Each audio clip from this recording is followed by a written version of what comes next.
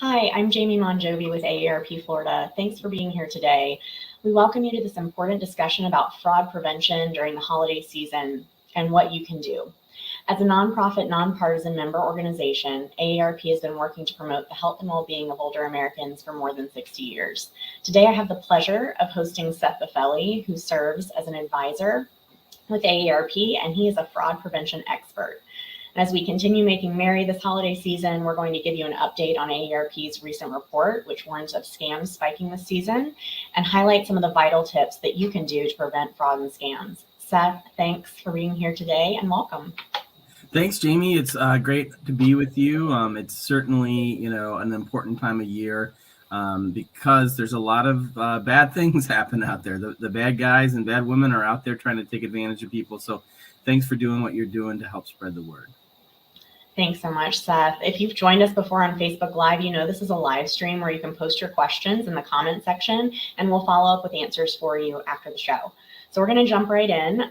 Seth, based on this recent AARP survey of more than 2,000 U.S. consumers age 18 and older, the report finds that 3/4 of them have already experienced or been targeted by at least one form of fraud that's tied to the holidays. This can include requests from fake charities and online shopping scams, fraudulent communications about shipping problems. Shed some light on why the holiday season is such a common time for this type of fraud. Yeah, these criminals, they're opportunistic and they always follow the trends. So at Valentine's Day, we see a lot of romance scams. When it's tax season, we see a lot of government IRS scams. Open enrollment for Medicare, we've certainly seen a ton of Medicare open enrollment, but it's the season of giving and these criminals have their hands out too. And so I think the reality is that because, and this is really something that really sort of accelerated during the pandemic, because we're doing so much more of our shopping online, we're getting packages, we're looking for deals. It just creates this environment where it's much easier for these scammers to get in there and take advantage of people. Yeah, so what can we do? What should we be doing to protect ourselves, our loved ones, older people in our lives? Yeah, I think that's a good question. I think first, sort of understanding the playing field. So what we've seen is most of these holiday scams sort of involve three areas: either shopping, shipping, or charities. So a lot of us are doing all of the above this season. And so I think it's just really important to sort of put on our detective hat. If we're out there looking for a last minute gift that's hard to find and all of a sudden it's available at 50% off, does that make sense? Why can't I find this at the other sites that I'm looking at? Also, being a judge of these ads, I think one thing that not enough people realize is that if you have a very good, slick-looking website or maybe a catchy video and you're willing to spend some money to promote it, either on a search engine or a social media website, that shows up high in people's feeds and it looks legitimate. We saw a big percentage of people in our I think about more than a third of the people we surveyed had experienced fraud through an online ad. Either they bought a product that just never showed up, or they bought something and then when it showed up realized it wasn't the quality it was advertised to be. Yeah, interesting. I certainly had that happen to me before. Were there surprising findings, things that you didn't expect to see in the survey that you want Floridians to know about? Yeah, I think there's a couple. There's one thing in particular. Let's just focus on this one. About 63% of the people that we surveyed felt that it was okay to give their login credentials to a customer service agent. And the reason why this is really kind of nefarious is that a lot of imposter scams, and that's where the criminal pretends to be somebody that you trust. A lot of these imposters are masquerading as customer service. And so I'll show you how this goes. So I get a text message saying, this is Amazon and there's a problem with my shipment. To find out, where my package is, click this link. So I think I'm talking to customer service. And the first thing they ask me is, oh, can you give me your username and password? Well, once I give them that, now they have access to my account.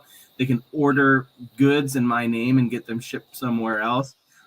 Where this is really, really dangerous is a lot of times these criminals masquerade as your bank, and say, you'll get a text message saying we have a $3,000 charge at Best Buy. If you didn't authorize this, contact this number. And so now you're worried. You think it's your bank trying to help you out. You call that number. They ask you for the same thing, your password and your username. Now they have access to your online bank account, and that's super, super dangerous. So the one thing we always say is, if you get one of these messages and you think it might be legit, just do not click the link. Do not call the number on the text message. Look it up online. If it's your bank, take out your bank card, flip it over. There's a number on the back. Call that number. Make sure you're getting the legitimate contact service number of these companies through their websites or through your card that they issue you, so you know you're talking to the right person. Yeah, absolutely. That makes sense. Is there anything different about this year for 2022? Any new scams or tactics that fraudsters are trying, or is it the same old, same old? Well, I think that a lot of these things are evergreen. I think what we are seeing, sort of two things that seem to be new, is one is that it's been a kind of an explosion in text message. We used to always get these on the phone. People are getting better at screening their phones. We used to get these on email. There's email spam blockers. Now people are getting more and more of these are coming on your text message. And I think they're kind of banking on, I don't know about you, Jamie, but I think 3 delivery trucks show up to my house every day these days. I can't keep track of what I've ordered or what my wife's ordered or what my kids have ordered. I think they're trying to bank on that you're not going to remember what package. You're just going to know you have a package, and you're going to click the link or call the number. So that's one thing. Another thing is there are, one of the things that people should look for is how these criminals ask to be paid. For a long time, it's been prepaid gift cards. So if somebody asked you to pay a debt or obligation with a prepaid gift card, that's a scam. Another red flag to look out, and this is one of these new trending ones, is crypto. And they're not necessarily asking you to invest in crypto or buy crypto, but there are crypto ATMs literally everywhere in your neighborhood. They're at your grocery store. They're at your gas station. If you go to a vape shop, they're guaranteed to be there. And we've heard stories, just heartbreaking stories of victims who have, been told to get $5,000 in cash, take it to the grocery store and feed it into these crypto ATMs. And we're sort of seeing that with the Federal Trade Commission that tracks ongoing throughout the year consumer fraud reports. And the number of people and the amount that are falling victim to crypto-related scams and the amount of money that they're losing is just really astonishing. Thanks for that info, Seth, and so much insight there. How do Floridians report these criminals? I mean, what can people do to make sure that, this doesn't just fall to the wayside, that they're actually telling officials about this? Yeah, reporting is really important. We know that, anywhere from $6 to $50 billion is lost every year in this country. And the reason it's so wide of a range is that not enough people report. And it's, I get it. This is, people feel ashamed. They feel like they've been duped, and it's natural, but these are professional criminals. And if you have been taken advantage and lost money, it is really important to report, because we need to know what's happening. Some of these scams, especially like in Florida after the hurricane, there's a lot of utility related scams. And so reporting, even if you don't lose money, but if you just tell, hey, get off my lawn, like I'm not going to buy that. Reporting that to your local authorities lets them know, and telling your neighbors lets them know, hey, there's some crooks in the neighborhood that we need to be on the lookout for. One resource, because a lot of times you don't know who to call or where to call. One resource I'll just give to everybody is the AARP Fraud Watch helpline. And this is a volunteer staff helpline that AARP operates Monday through Friday. That number is 877-908-3360. And if you have experienced a scam, if you just want to report an attempted scam, if you want to know what resources are there or how to connect with your attorney general or local law enforcement, they can help you do that. And then every report that they take in, they then feed to the Federal Trade Commission. So that's a great way to make sure that that what AARP members are experiencing is shared with the federal government. Great. And can you also, I saw online that Fraud Watch Network also has a scam map where you can put in your zip code and kind of see what's going on in your area. Can you share a little bit about that? Yeah, thanks for mentioning that, Jamie. Our sort of one-stop shop is our website. It's aarp.org/Fraud Watch Network.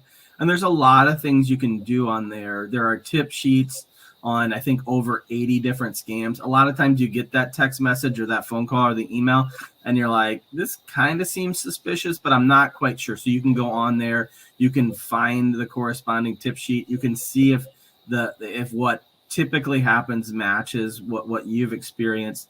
What you mentioned, there's a fraud map on there, so you can actually go in, you can report through the map, but if you just want to see what's trending in your community, you can go in, you can type in your zip code, it'll bring up a map and pins of everywhere in your neighborhood, state, county, etc., where we've had fraud reports. You can see what those reports were, because a lot of times these criminals are working scams in a specific geographic area. So what's happening, down the street or even a county over is probably going to be happening in your community as well. One last thing that you can do on that website too, you don't even have to go to the website. If you have a smartphone, you can do that. We offer what we call a watchdog alert. So every other week, either on your phone or on your email, you can get an update from AARP on a breaking scam, what we're seeing, what to look out for, how to protect yourself. And you can sign up for that just by texting FWN to 50757. I get that every 2 weeks. It's a great resource, and I know it's something that provides value to a lot of people. Great. Yeah, that sounds amazing. I know that I myself have found the map incredibly helpful. So thanks for sharing that, Seth. And as Seth mentioned, you can find more information online at aarp.org/fraud. If you have questions, you can always add them to the comment section of our Facebook Live, and we'll follow up with you, or send us an email at flaarp@aarp.org. This video will be available for you on our Facebook events page, so you can always come back and watch. And remember, you can find more information on this topic, upcoming events, and much more online at aarp.org/fl. Again, I want to thank our wonderful guest, Seth Boffeli, for being with us today and for taking the time to talk about these important issues. So thanks for joining, and we'll see you next time, Seth. Thanks, Jamie. Stay safe. You too.